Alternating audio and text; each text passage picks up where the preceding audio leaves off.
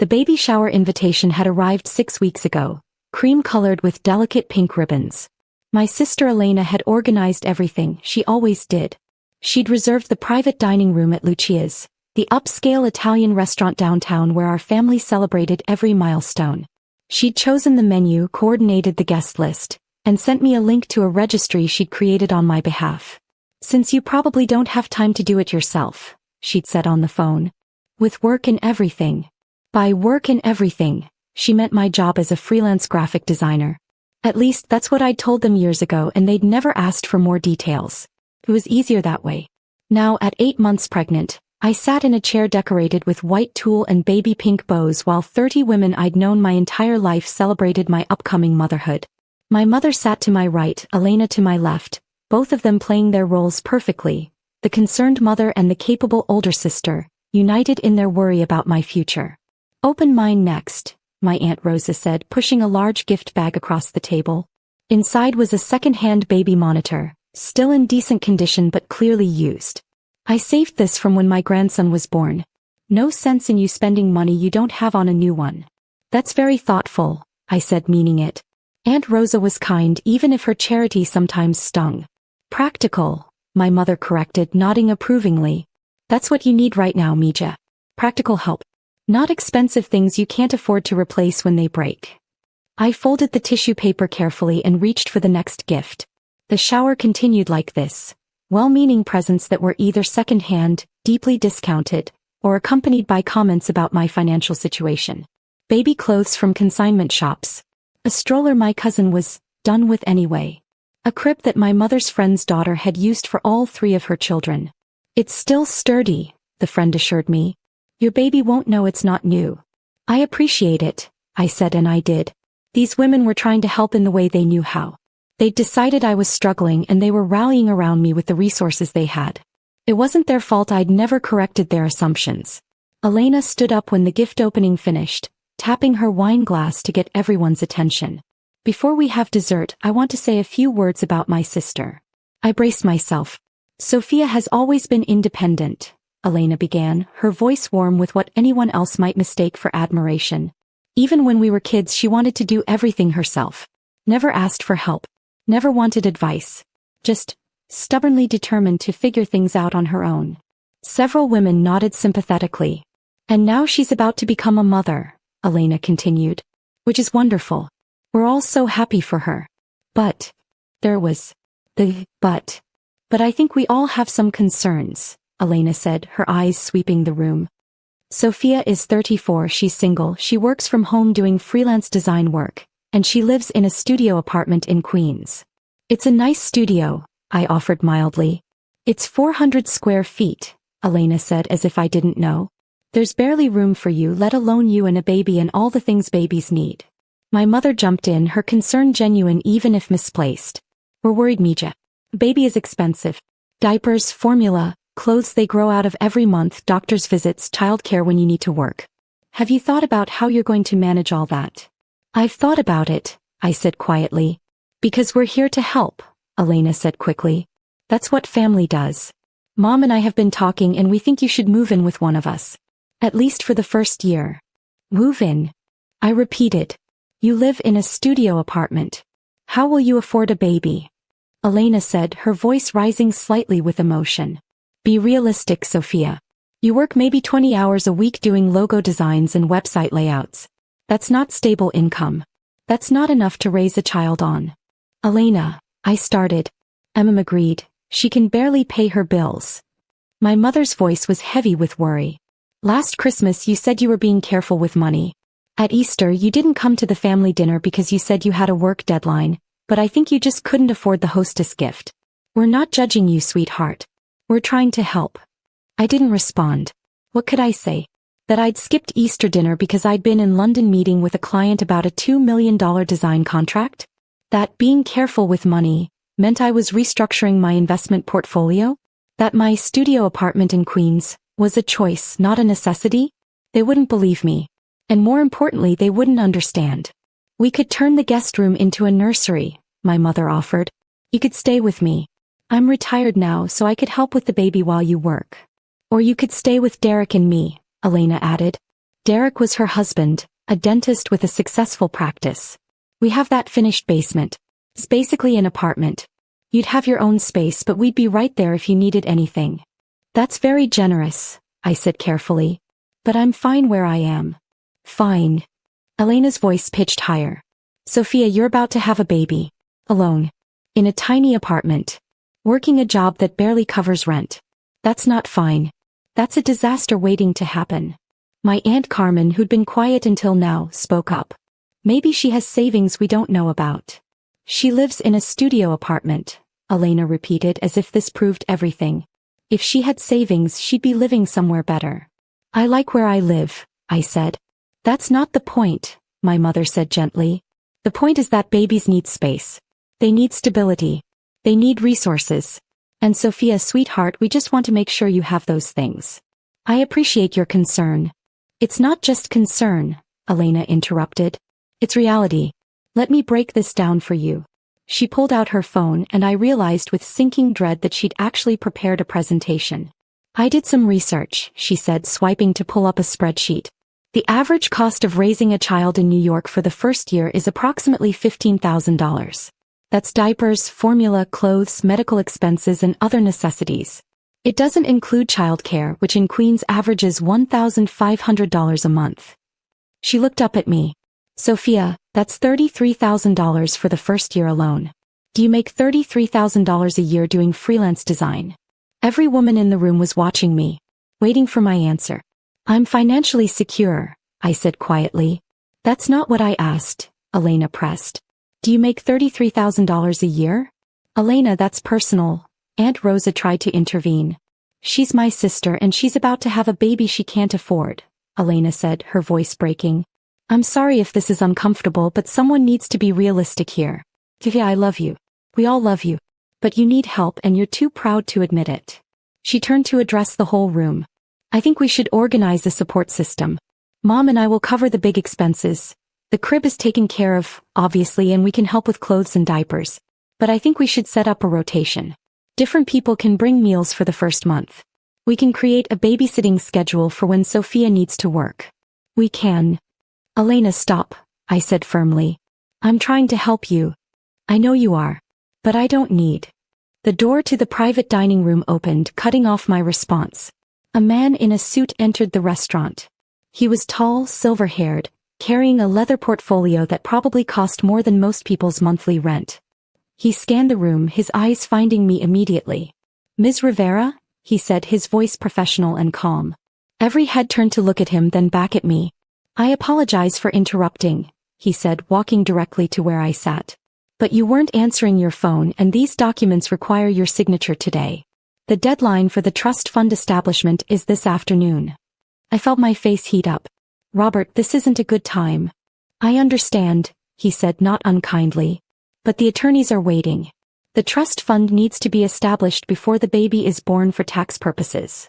He opened his portfolio and pulled out a stack of documents, setting them on the table in front of me next to my half-eaten cake.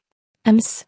Rivera, your signature for the trust fund, $50 million for your daughter's education, he said, pointing to the signature line. Every conversation stopped. The room went so silent I could hear the kitchen staff talking in Italian in the back.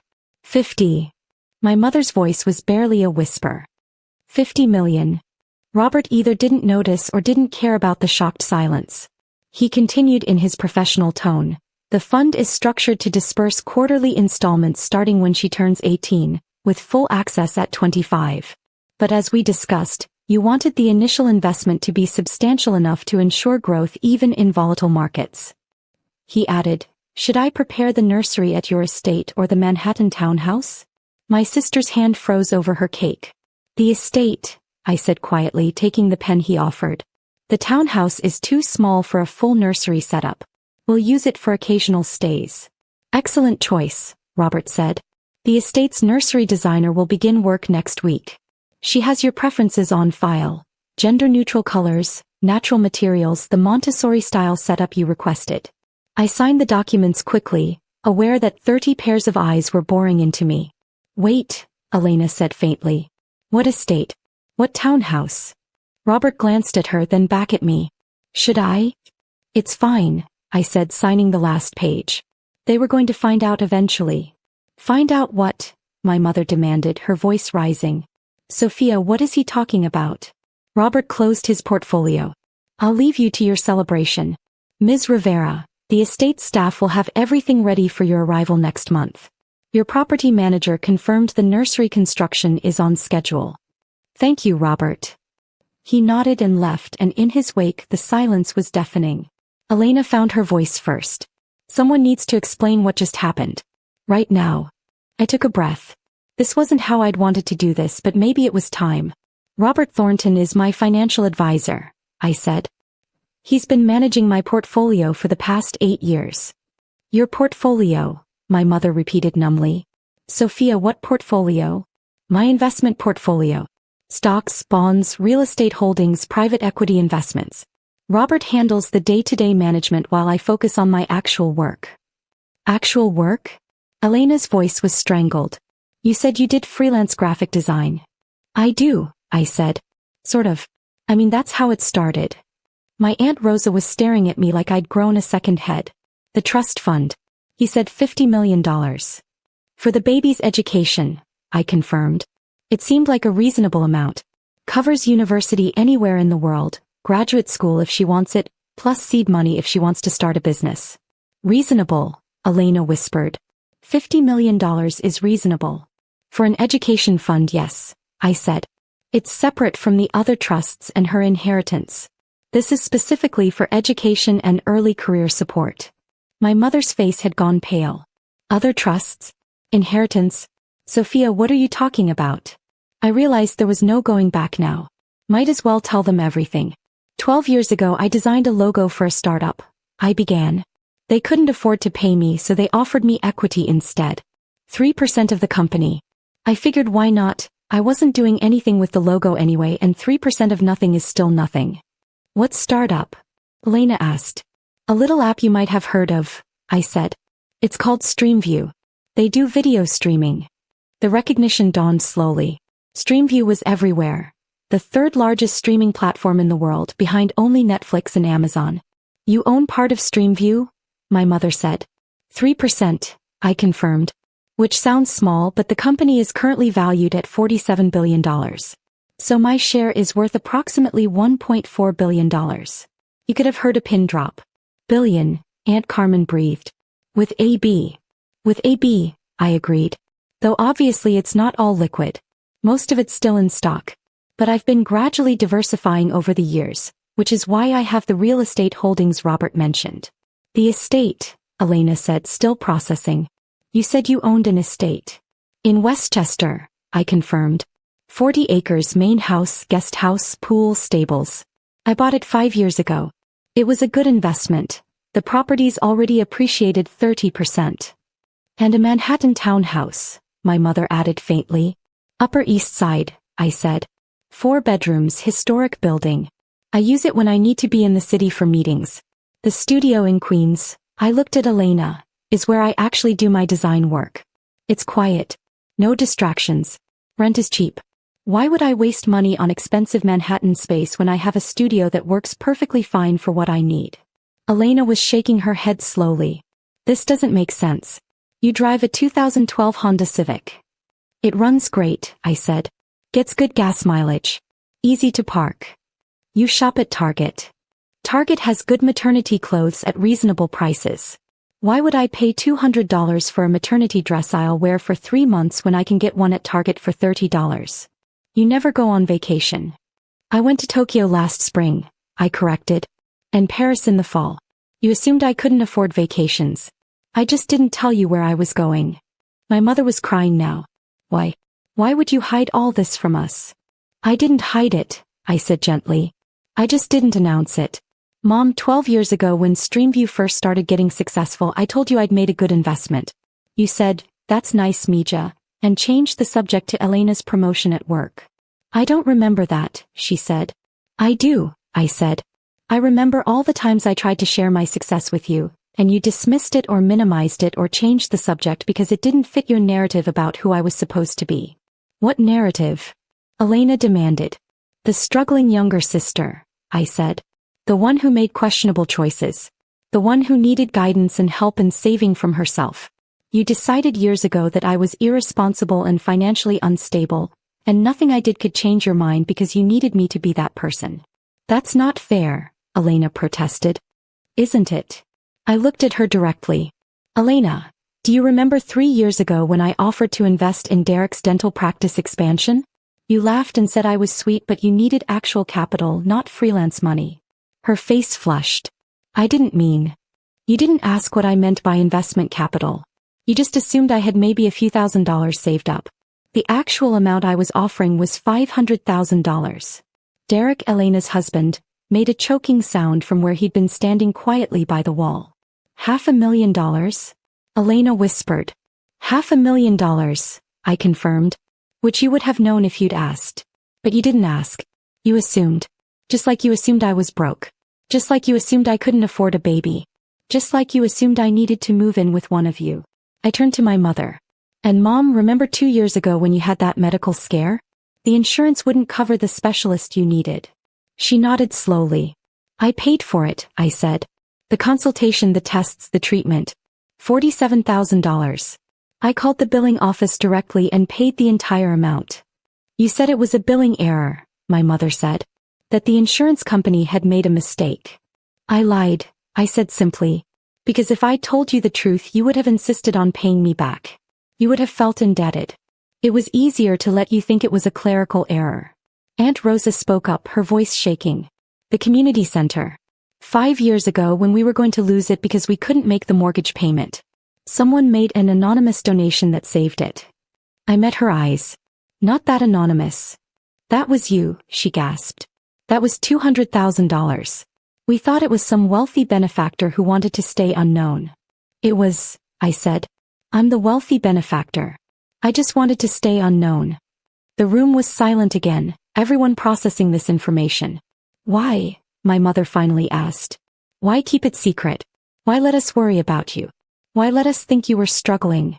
Because the moment you knew about the money, everything would change, I said. You'd stop seeing me as Sophia, your daughter and sister. You'd start seeing me as Sophia the billionaire. Every conversation would be filtered through that knowledge. Every interaction would be colored by it. We wouldn't, Elena started. You would, I interrupted gently. You already are. Look at you right now. You're not seeing your sister who's 8 months pregnant and about to become a mother. You're seeing dollar signs. You're recalculating every interaction we've ever had. You're feeling embarrassed about the second-hand baby monitor and the used stroller and the lecture about finances. Elena's eyes filled with tears. I was so awful to you. Today, in front of everyone, I basically called you poor and irresponsible. You were worried about me, I said. That came from love. Misguided, yes. Condescending, absolutely. But at the core, you were worried about your little sister. You're not actually struggling, my mother said, still processing. You were never struggling. I've been comfortable for 12 years, I confirmed. Very comfortable. The studio apartment is paid in full. I bought the entire building 8 years ago. I rent out the other units. The building generates about $180,000 a year in rental income. The building, Elena repeated faintly. You own the building. And 12 others across Queens and Brooklyn, I added. Real estate is a good hedge against market volatility. Plus, I like being a landlord. I keep the rents reasonable and maintain the properties well. It's satisfying. My cousin Jessica, who'd been silent until now, laughed. A slightly hysterical sound. Is there anything else? Any other bombshells you want to drop? I thought about it. I'm on the board of 3 charities. I've endowed a scholarship fund at my college that sends 10 students a year to school fully paid. I'm a silent partner in 4 local businesses, including the bakery where Mom buys her bread every week. My mother gasped. Rosa's bakery? Rosa was going to close down, I said with a shrug. She couldn't compete with the chains. I provided capital for a renovation and some new equipment. In exchange, I get 30% of the profits, which I donate to food banks. I had no idea, my mother whispered. That was the point, I said. I didn't do it for recognition. I did it because I could and because it needed doing. Elena was crying openly now. I've been so horrible to you. All these years talking down to you, offering you advice, acting like I knew better. You did know better, I said. About lots of things. You're amazing at your job. You're a great wife. You're organized and competent and smart. The fact that you didn't know about my financial situation doesn't negate any of that. But I judged you, she said. Constantly. I thought you were making bad choices, wasting your potential, floating through life without direction. I was making different choices than you would have made, I corrected. And yes, some of your judgments stung. But Elena, you're my sister. I love you. Your opinion of me was never going to make or break my sense of self-worth. Then why hide it, she asked. If you were so secure, why not just tell us? I thought about how to explain it. When I first made money from Streamview, I was 22. I told a few friends. Within 6 months, 3 of them had asked for loans. 2 distant relatives I barely knew suddenly wanted to reconnect. A guy I went on 2 dates with proposed. The money changed everything. So you hid it from everyone? From most people, I confirmed. I have a few close friends who know. My financial team knows, obviously. But family? I learned early that family dynamics and money don't mix well. Someone's always feeling judged or inferior or resentful. It was easier to just keep it separate.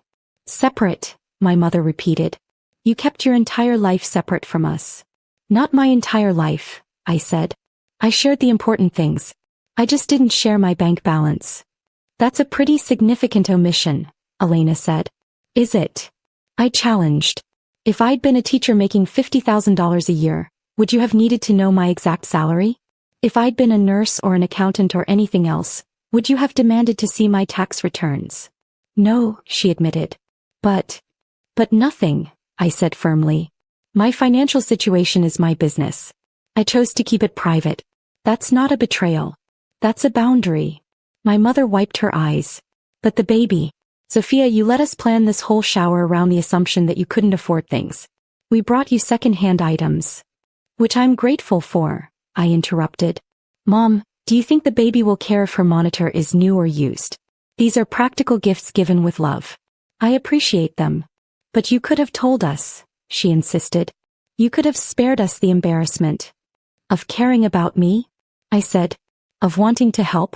Mom, the only reason you're embarrassed is because you're putting money above love. These gifts, I gestured at the pile of presents, aren't embarrassing. They're beautiful. They represent this community coming together to support a new mother. That's not something to be ashamed of. Aunt Rosa spoke up again. So what happens now? Now. I smiled. Now I have this baby in a few weeks. I move to the estate full-time. The townhouse is fine for me alone, but I want the baby to have space to grow up. I continue my work. I continue my life. And us? My mother asked quietly. What about us? What about you? I asked back. You're still my mother.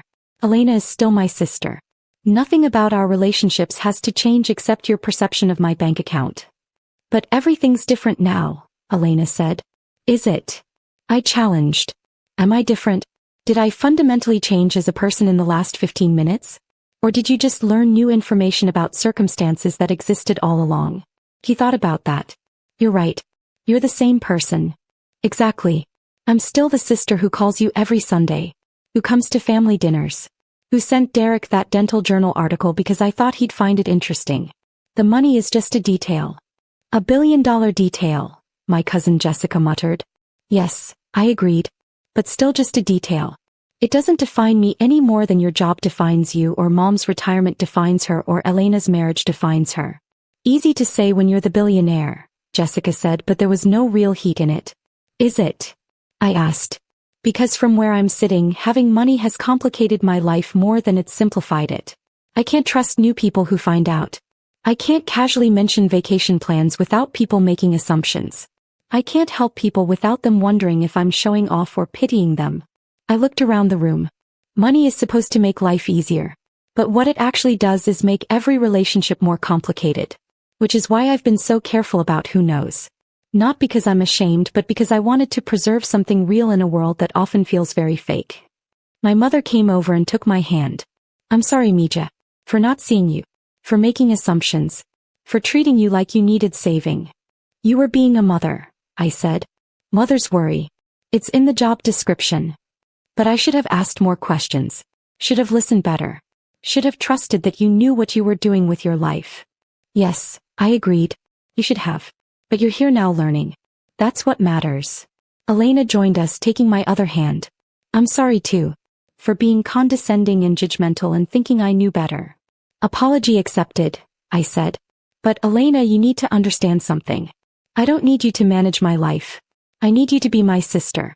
The way we were when we were kids before you decided I was your project to fix. I can do that, she said. Or at least I can try. It might take some practice. We have time, I said. A whole lifetime actually. The baby shower gradually returned to some semblance of normalcy, though the atmosphere was different. Lighter in some ways. More honest. People asked questions, real questions, about my work, my plans, my life. And I answered them, no longer hiding behind vague responses. When the party was winding down, Derek approached me carefully. Sophia, about the investment I turned down. Is water under the bridge, I finished. Derek, you didn't know. How could you? But if the offer's still open, he said, I'd like to discuss it. My practice is looking to expand again, and I could use a partner who understands the financial side. Call me next week, I said. We'll talk. But Derek, we're family. This will be a real business partnership with contracts and terms and expectations. I won't give you special treatment just because you're married to my sister. I wouldn't want you to, he said firmly. I want to earn it. Good, I said. Then we'll get along fine. As the guests filtered out, thanking me for including them and promising to visit after the baby was born, my mother pulled me aside. The estate, she said. In Westchester. Is there room for visitors? There's a 6-bedroom guest house, I said with a smile. Fully furnished. You can visit whenever you want. Stay as long as you want. Be as involved in your granddaughter's life as you want to be. Your granddaughter, she repeated, testing the words. I'm going to be a grandmother. You are. And she's going to be very lucky to have you. Even after how I treated you today. Especially after how you treated me today, I said. Because you cared enough to worry even if you worried about the wrong things. That's what good mothers do. Elena was packing up the gifts. All of them, I noticed, including the second-hand ones. I'm still bringing the used stroller, she announced. You said yourself the baby won't care if it's new. Bring it, I agreed. I'll use it.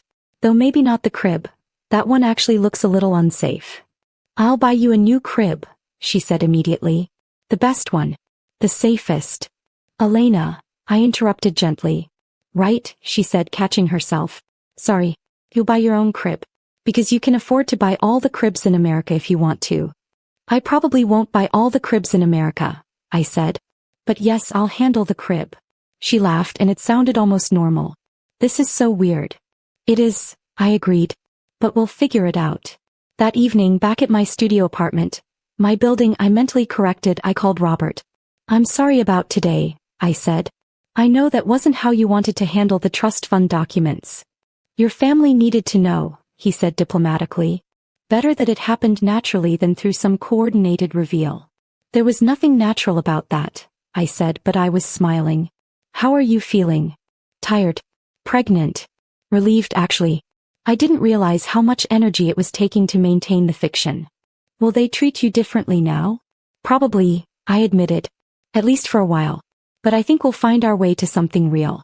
Something based on who we actually are instead of who they assumed I was. Good, Robert said. You deserve that. And Sophia? Your daughter is lucky. She's going to have a mother who knows the difference between what's valuable and what's expensive. Thanks, Robert. After we hung up, I sat in my 400-square-foot studio and looked around. The space was modest but comfortable. A bed, a desk, a small kitchen, a bathroom. Not much by anyone's standards. But it was enough. It had always been enough.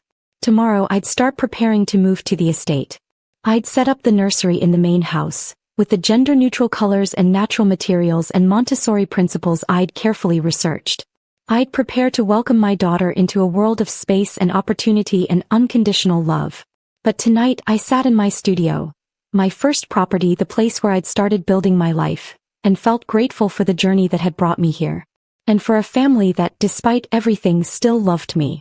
Even when they hadn't known who I really was. Especially now that they did.